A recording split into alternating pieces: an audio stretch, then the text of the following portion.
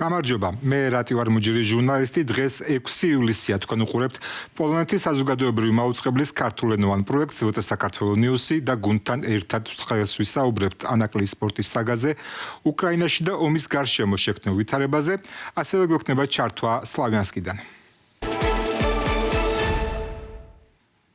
კიევი ისევ მასირებულად დაიბომბა. კომბინირებული ავიარიშასაც რუსეთმა ტრადიციულად დრონები, ბალისტიკური და ფრთოსანი რაკეტები გამოიყენა.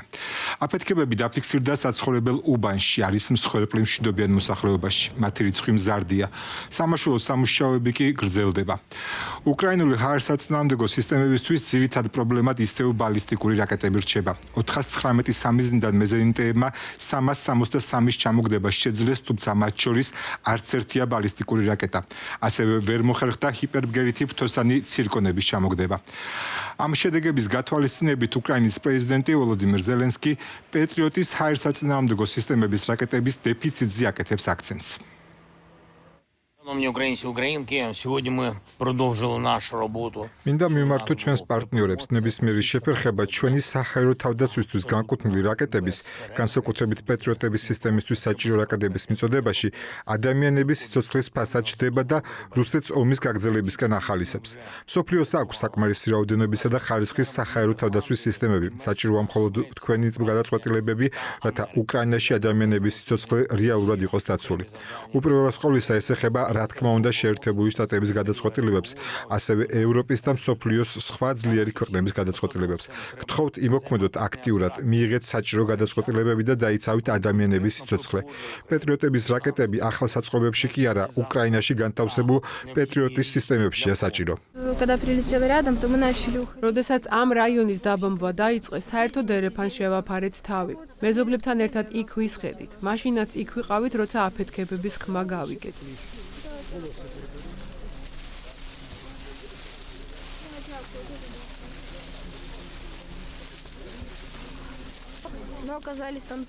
დერეფანში ჩავრჩით და ვეღარ გამოვდიოდით.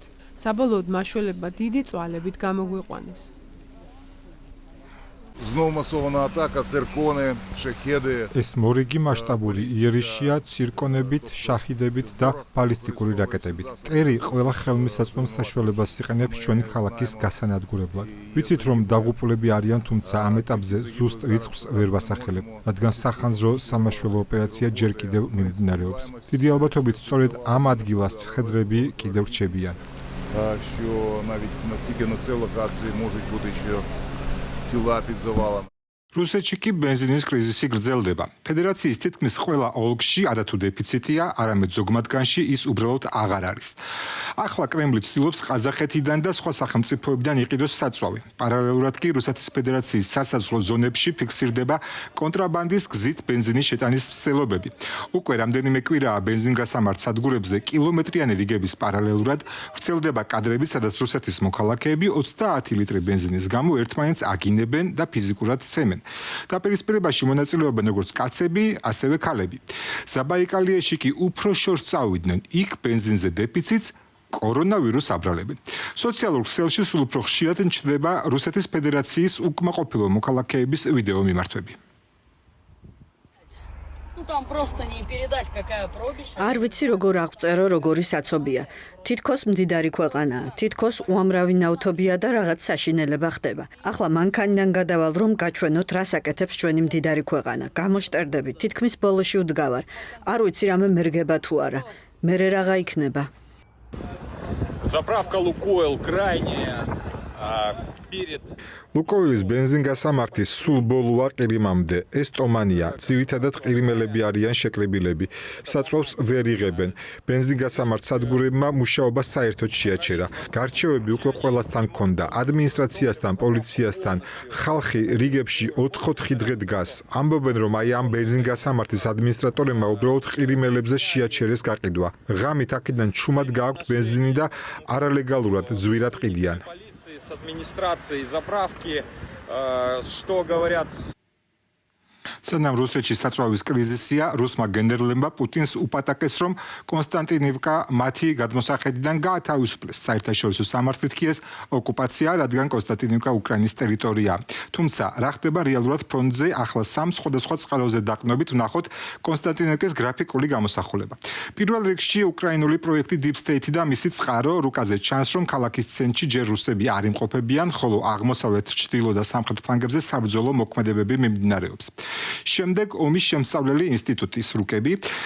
აქ ვითარება კიდევ უფრო მძიმედაა ასახული, ვიდრე Deep State-ის, თუმცა რუსების მიერ ქალაქის აღება არც ამერიკულ წყაროზე დასტურდება. ბოლოს კი თავად რუსული სლივოჩნი კაპრიზის მონაცემები, ვერც რუსი Z-პატრიოტების საიტი აჩვენებს ქალაქის სრულ კონტროლს. გრაფიკულ გამოსახულებაზე ჩანს, რომ ქალაქი ძირითადად საბრძოლო მოქმედებების არეაშია, თუმცა მასზე კონტროლს ვერც რუსული და ვერც უკრაინული მხარე ვერ ინარჩუნებს. აქვე შეგახსენებთ, კონსტანტინივკაზე შეტევა რუსებმა გასული წლის სექტემბრის ბოლოს დაიწყეს. ქალაქი დონეცკის ოლქის ცენტრალურ ნაწილში მდებარეობს და საქართველოს მაგალითზე რომ გადმოვიტანოთ, დაახლოებით ქუთაისის სიდიდის არის. იმავე რუსულ შეხვედრაზე, სადაც გენერლებმა პუტინს კონსტანტინივკის დაკავების შესახებ უპატაკეს, ითქვა, რომ ლუჰანსკის ოლქიც სრულად აიღეს. აქვე უნდა შეგახსენოთ, რომ აქამდე რუსებმა უკვე ეს სამჯერ მოახერხეს. 2022 წლის 3 ივლისს შოიგუ ამტკიცებდა, რომ ლუჰანსკი სრულად აიღეს. 2025 წლის ივლისში ლუჰანსკის საოკუპაციო ხელისუფლებამ განაცხადა იგივე, შემდეგ კი უკვე 2026 წლის აპრილში ითქვა ეს რუსეთის თავდაცვის სამინისტროს მიერ და ბოლოს ახლა. რა ხდება ფრონტზე? როგორია საბრძოლო მოქმედებების დინამიკა და რა ვითარებაა რეალურად კონსტანტინოვკაში? ამ თემებზე საუბარს ახლა ქართველ მებრძოლ ავთო ჯიქაჯაიასთან გავაგრძელებ. ის ქვედანაყოფ შერეკილების მეთაურია და ახლა სლავიანსკში იმყოფება. სწორედ იქიდან ჩაგვერთვება ვარშავის სტუდიაში. გამარჯობა, მადლობა რომ დრო გამონახე ჩვენი მაყურებლისთვის. კონსტანტინივკა, დრუშკოვკა, კრამატორსკი, სლავიანსკი ეს დონბასის თავდაცვის ერთ-ერთი ცენტრალური ხაზია. ახლა შენ სლავიანსკში ხარ. გითხარი, რა სიტუაციაა უშუალოდ ქალაქში? მოგესალმებით, მოგესალმებით მაყურებელს, მსმენელს. სლავიანსკში ვითარება არის, სტაბილური, ეგრე ვთქვათ. არის დაბომბები, შახიდები, რაკეტები, კაბები მეტიწილი. და შახიდებს ჩვენები რა, უკრაინელები ძალიან მაგრა იგერიებენ. ჰაერში ხსნიან ყველას რა, თითქმის რა უკვე რა. შახიდებს ერევიან. ახლა მიდის მუშაობა, კაბებზე და რაკეტებზე გადაჭერა რა და რა ფიქრობ გამოუვადგინე რა. და გას ხალხიც მოძრაობს სლავიანსკში, ცხოვრობს როგორც ჩვეულებრივ რა. არ ეთყობა ხალხის სინაკლები, ხალხი არ გადის, ცხოვრობს, ხალხთან ერთად ცხოვრობთ ჩვენც. ბომბავენ, მაგრამ სტაბილურადაა ყველაფერი რა. პოზიციებზე ვერ გადმოდიან, ქვეითები ვერ შემოდიან. და არის ეს საჰაერო დარტყმები რა. მაგრამ შახიდებს მეტწილს იგერიებენ ჩვენები. სლავიანსკი გასაგებია, თუმცა რუსები ამტკიცებენ, რომ კონსტანტინივკა აიღეს. მართალია შენ ახლა არ ხარ უშუალოდ იქ, თუმცა ხომ არ გაქვს რაიმე დაზუსტებული ინფორმაცია? კონსტანტინოვკა, დრუშკოვკა, აქ უკვე ისეთი სიტუაციაა, რომ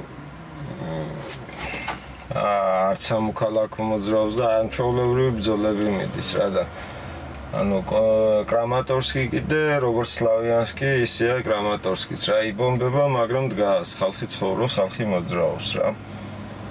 და რა ვიცი, არ ვიცი ნახოთ როგორ იქნება, ჯერჯერობით ქვეითები ვეღარ გადმოდიან რა და როგორც ჩანს სიტუაცია მძიმეა, თუმცა რომ დავაზუსტოთ, ქალაქი დაეცა და რუსები მასზე ეფექტურ კონტროლს ახორციელებენ თუ გრძელდება იქ საბრძოლო მოქმედებები? კონსტანტინოვკაში ისეთი ისაა, რომ საბრძოლო ზონა დავარქვათ რა, არც მაგათია, არც ჩვენი რა, ბრძოლები მიდის რა, როგორც ადრე ბახმუტი იყო, პაკროვსკი რაღაც ეგეთი. ჯერჯერობით ნახევარი მაგათი, ნახევარი ჩვენი რა, ეგრე რო ვთქვათ რა. დრუშკოვკა კიდე მას რა ბრძოლებია, პოზიციებია უკვე ჩვეულებრივი რა. ვიცი. ვერ გეტყვი რაფერს დაზუსტებით. ანუ შეიძლება ითქვას, რომ რუხსონაში გადავიდა. შერეკილებს რომ დაუბრუნდეთ, რა ვითარება ახლა თქვენს დანაყოფში, რა დავალებებზე მუშაობთ, რაიმე სიახლეები ხომ არ გაქვთ? ანუ ჩვენი ქვედანაყოფის, ჩემი ქვედანაყოფის შერეკილები უკვე ყველამ კარგად იცის 4 წელია უკვე იძვის ეს ჯგუფი. სუბძოლაშია, რამოდენიმე როტაცია განიცადა, რამოდენიმეჯერ შევიკრიბეთ დაჭრების მერე. ეხლა ამ ბოლო დროს 56 ბრიგადაში ვსახურობდით უპილოტო საფრენი აპარატების ბატალიონში, ცალკეული ბატალიონი იყო რა არის. და მუშაობდით პოზიციებზე, დრონების პოზიციები არის, უკან ქვეითების უკან რა. დამალულებით და მუშაობდით დრონებით, დიდი დრონებით, FPV-ებით, ვამპირებით, თვითონ უკრაინული წარმოების დრონები არის. კაი წარმოება, კაი პროდუქტია, კარგად მუშაობს, კარგად იმუშავა რა, მაგ დრონებმა ძალიან დიდი დრონებია. და ასე მუშაობდით რა, შეტევებზე როცა აპირებდნენ გადმოსვლას რუსები, ჩვენი სადაზვერვო ინფორმაცია მოდიოდა ჩვენ ბიჭებზე, რომლებიც პოზიციებზე ვიჯექით, იჯდნენ ბიჭები. კოორდინატებს მიაწვდით და დაზვერვა, ჩვენები ააფრენდნენ, მივიდოდნენ კოორდინაციას და უკვე აღარ იყვნენ ისინი. 5 წუთი, 10 წუთი გვინდებოდა სულ ამ საქმეში რა. კაი მუშაობა, კაი შედეგიანი მუშაობა იყო და ეხლა რავი, გადავდივართ სხვა ქვედანაყოფში, ვემზადებით უკვე უფრო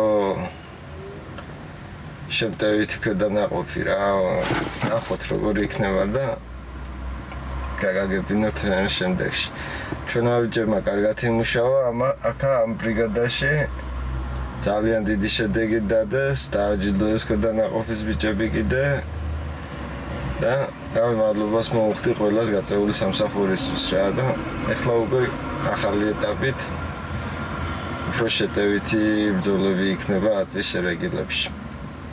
გადავდივართ ეგრეთ წოდებულ შტურმავი ბრიგადაში. ნახოთ რა იქნება. ძალიან საინტერესოა. უფრო მეც ხომ ვერ გვეტყვით, ხომ არ შეგიძლიათ რამე მეტი გითხრათ ახალ დავალებაზე, კონკრეტულად რა შეიძლება ის გულისხმობდეს? მუშაობთ ესე, გავაგრძელებთ კიდე მუშაობას. როგორც გითხარით, წერანი შემტევით გადავდივართ უფრო აწი უკრაინა უნდა გადავიდეს შეტევით ბრძოლებზე და მოსამზადებელია ამისთვის. და ღმერთი იქნება ჩვენი მფარველი, ჩვენი ბიჭების მფარველი და მინდა ყველაფერი სწრაფად მალე ეს ომი დასრულდეს. დასრულდეს ჩვენი გამარჯვებით, უკრაინის გამარჯვებით, საქართველოს გამარჯვებით. წარმატებას უსურვებ უკრაინელებს, ქართველებს, წინსვლას და მხნეობას უსურვებ. მოვიკითხავ ყველას. მადლობა დროისთვის, საბრძოლო მოქმედებებიდან უდანაკარგო დაბრუნებას და გამარჯვებას გისურვებთ. ვიცი რომ ცოტა დრო გაქვს, ნახვამდის კიდევ ერთხელ ძალიან დიდი მადლობა. შეგახსენებთ, სლავიანსკიდან გვერდთვებოდა ავთო ქაჯაია, დანაყოფ შერეკილების მეთაური. ინტერვიუ სრულად ჩვენს Facebook გვერდზე დაიდება და შეგიძლიათ ნახოთ. აქვე გთხოვთ გამოიწერეთ ჩვენი YouTube და Facebook არხები VT საქართველოს News-ი ლათინური ასოებით. ასევე იაქტიურეთ კომენტარებშიც. ახლა კი დღის სხვა ამბების შესახებ. ანაკლიის პორტი კვლავ ჩიხშია. ღრმაწლოვანი პორტის მშენებლობიდან ამერიკელი ინვესტორის გაძევების შემდეგ ქართული ოცნება ჩინურ ინვესტიციებზე ამყარებდა მთავარ იმედს. თუმცა, როგორც ჩანს, ჩინური კონსორციუმთან შეთანხმება ვერ შედგა, რადგან მთავრობამ პროექტის მოდელის შეცვლა გადაწყვიტა. ეკონომიკის მინისტრის მარიამ ქრივიშვილის განცხადებით, ანაკლიის პორტი ეგრეთ წოდებულ ლენდლორდის მოდელით აშენდება, რომლის მიხედვითაც ძირითადი საზღვაო და საპორტო ინფრასტრუქტურის მესაკუთრე და განმავითარებელი იქნება სახელმწიფო, ხოლო კერძო კომპანია მხოლოდ ტერმინალების ოპერირებას უზრუნველყოფს. ხელისუფლება ამტკიცებს, რომ ეს მოდელი ინვესტირების მოზიდვას შეუწყობს ხელს, თუმცა ჯერჯერობით უცნობია, ვინ და რა პირობებით დააფინანსებს პროექტს, რომლის განხორციელებაც უკვე წლებია ვერ ხერხდება. საპორტო ინფრასტრუქტურის შექმნასთან ერთად სახელმწიფო უზრუნველყოფს ანაკლიამდე მისასვლელის საავტომობილო გზისა და რკინიგზის მოწყობას, ხოლო საკონტეინერო და ნაყარი ტვირთების ტერმინალების მოწყობისთვის საჭირო ინვესტიციებს საერთაშორისო ინვესტორები და კერძო ოპერატორები განახორციელებენ. საქართველოს მთავრობა განსაკუთრებულად მიესალმება ანაკლიის სპორტში შუა დერეფნის მონაწილე ქვეყნებიდან, ჩინეთიდან, ცენტრალური აზიის ქვეყნებიდან და აზერბაიჯანიდან განხორციელებულ ინვესტიციებს. მიღებული გადაწყვეტილება ეფუძნება მთავარ მიზანს პარტნიორი ქვეყნების თანამონაწილეობითა და მათი ინტერესების გათვალისწინებით ანაკლიის სპორტი საერთაშორისო ინტერესების, კაპიტალის და ტვირთნაკადის თავმოყრის ცენტრად ჩამოყალიბდეს. ჩინელებმა ანაკლიის აშენებაზე უარი განაცხადეს. ფაქტობრივად მოგვატყუეს 3 წლის განმავლობაში შეასრულეს რუსეთის დაკვეთა და ანაკლიის სპორტი უცხოელი ინვესტორის გარეშე დარჩა. დღეს მთავრობამ გამოგვიცხადა, რომ თურმე ანაკლიის სპორტს თავად ააშენებს. აშენება არ არის ძნელი. მართვა ამისი ძალიან ძნელი. აქ ფულში არ არის საქმე. 600 მილიონი ჯდება ანაკლიის სპორტი. ზუსტად იმდენი, რამდენიც დაჯდა გუდაურის შემოსავლელი 22 კილომეტრიანი გზა. და ცოტათი მეტი ღირს ანაკლიის აშენება ვიდრე დაუშვათ იმ რაღაც სტადიონის აშენებას, რომ აპირებენ აეროპორტის გზაზე. აქ ფინანსები კი არ არის მთავარი არის სპორტის სამომავლო სიცოცხლის უნარიანობა. დიდი დროის, კრიტიკულად მნიშვნელოვანი დროის დაკარგვის, უცხოელი ინვესტორის არარსებობისა და რეგიონში გეოპოლიტიკური ვითარების მნიშვნელოვნად შეცვლის შემდეგ ანაკლია შეიძლება მკვდრადშობილ ბიზნესად იქცეს. ოცნების მთავრობამ ჩაიდინა დანაშაული. უღალატა ხალხს და ამ დანაშაულის გამო იგი აგებს მომავალში აუცილებლად პასუხს. და ბოლოს ევროკავშირის გაფართოების პოლიტიკის შესახებ. პროცესის რეფორმაზე მუშაობა ევროკომისიამ უკვე დაიწყო. ევრონიუსის ცნობით ბრიუსელში სურთ ინიციატივა კვლავ ევროკომისიამ დაიბრუნოს, რადგან ბოლო პერიოდის დებატების ძირითადად წევრი ქვეყნები წარმათავენ. საკითხი განსაკუთრებით აქტუალური გახდა მას შემდეგ, რაც მონტენეგრო ევროკავშირში გაწევრიანების ფინალურ ეტაპს მიუახლოვდა.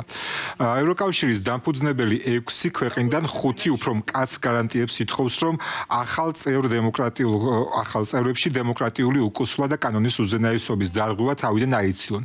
ამ კონტექსტში ხშირად ახსენებენ უნგრეთის მაგალითსაც. გერმანია და საფრანგეთი კი კანდიდატი ქვეყნების ეტაპობრივ ინტეგრაციას უჭერენ მხარს.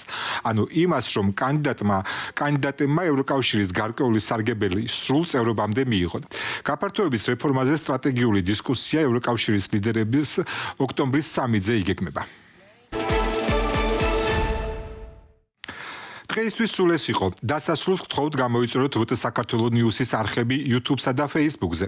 ჩვენ კი გავაგზავნებთ მუშაობას, რომ თქვენამდე მოვიტანოთ თავისუფალი სიტყვა, თავისუფალი ევროპიდან, თავისუფალი საქართველოსთვის. დროებით.